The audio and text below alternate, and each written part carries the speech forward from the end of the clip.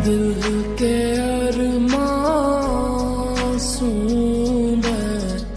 কষ্ট করতে পারবো না। মা, ও মা, মা দেখে যাও, ও মা এখানে কি? মা, কি রে মো, কি হয়েছে? কিচ্ছু না, বাতিটা একটু বন্ধ করে দাও না। আমি পারবো না, তুই নিজে নেমে এসে সুইচটা অফ কর। আমারই এখন বন্ধ করানো।